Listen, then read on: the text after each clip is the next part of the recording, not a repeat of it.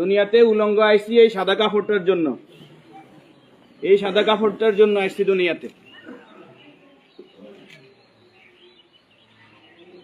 পুরুষ মানুষ ঢাকার দরকার নাই, সাদা কাফন দেখলে অন্তরের মধ্যে কি আসে?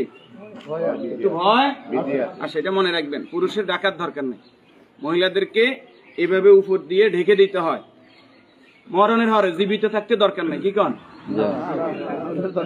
আমার মেয়ে, আমার স্ত্রী, আমার বোন, আমার মা বেপরদায় চলে, আমরা হইলাম দায়ুস। ওই পুরুষ দায়ুস যে তার স্ত্রী সন্তানকে পর্দা করায় না। আপনি থাকতে আপনার স্ত্রী কিভাবে ফেরিয়ালার সামনে যায় আলু ফ্রাইস কিনে? আপনি দেশে থাকতে, আপনি এলাকা থাকতে আপনার স্ত্রী কিভাবে মার্কেটিং করে যায়, এভাবে বাজার সদাই করে? আপনি পুরুষ কেন পর্দার ব্যাপারে সচেতন নয়?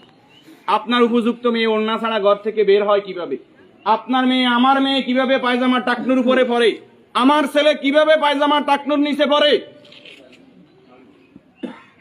আমার টাকা দিয়ে আমার ছেলে সিগারেট খায়, আমার টাকা দিয়ে আমার টাকার এমবি খরচ করে আমার ছেলে মেয়ে ঘরের মধ্যে গান বাজনা করে। আপনি পুরুষ উদাসীন, আপনার খবর নাই। খোদার কসম, দায়ুস ওই পুরুষ যে পুরুষ তার পরিবারকে দিন শিক্ষা দেয় না, কোরআন শিক্ষা দেয় না, পর্দার কথা বলে না। আর দায়ুস জাহান্নামে যাবে। এই দুনিয়াতে আসছে সাদা কাপড়টার জন্য, শুধু এই সাদা কাপড়টা অ্যারেস্ট করার জন্য। কিন্তু এই সাদা কাপড়টাও নিজের টাকায় কিনা হয়, নিজের টাকায় কিনা হয় না। আত্মীয় স্বজন কেউ না কেউ, আমরা অনেক সময় শুনছি যে 3.5 হাতের মালিক ছাড়া আমি ন। আমি নিজে 8-10টা কবর এইভাবে দিছি যে উনি যে জায়গা দেখাই গেছে এই জায়গায় কবর দিন, আর জায়গা দিছি আমাদের বাড়িতে। কথা কি বুঝতে পারছেন? উনি যে জায়গা দেখাই গেছে ওই জায়গায় দিতে পারি নাই বিভিন্ন কারণে। ওই জায়গার মধ্যে হয়তো পুরান কবর পড়ছে, অথবা ওই জায়গার মধ্যে খাদ গর্ত বেশি, পানি হয়ে গেছে।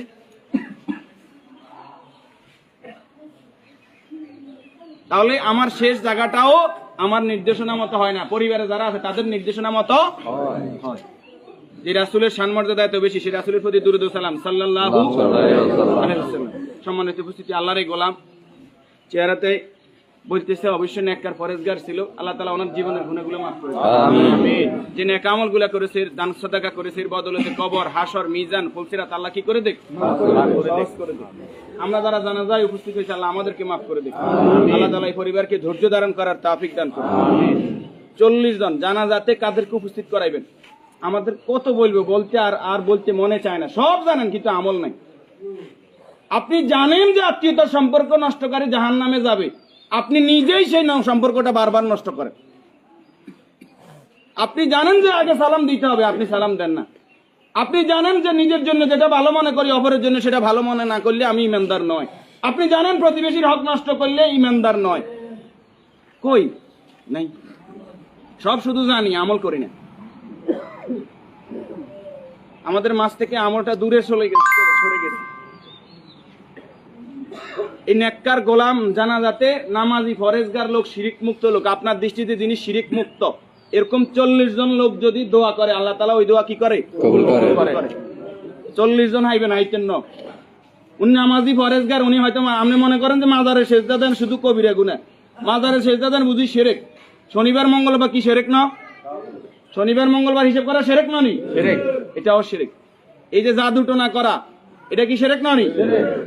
গণকের কাছে যাওয়া, বান্দর গনাইতে যায়, মানুষ গনাইতে যায়, চুরি করছে কে, আনা চাইতে যায়, এগুলো সবগুলো কি বড় শিরক? যেটা জনগণ সকল ক্ষমতার উৎস, ঠিক ননি? জনগণ সকল ক্ষমতার উৎস, সকল ক্ষমতার মালিক কে? তো যেই দল, যেই সংগঠন, যেই রাজনীতি আমাকে বলে জনগণ সকল ক্ষমতার উৎস, এই রাজনীতি করা কি শিরক না? এই জিনিসটা কেন বুঝি না আমরা?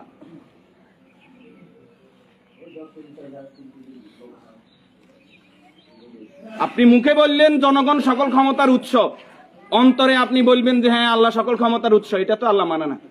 মুখে যেটা বলতে হবে অন্তরে এক থাকতে হবে।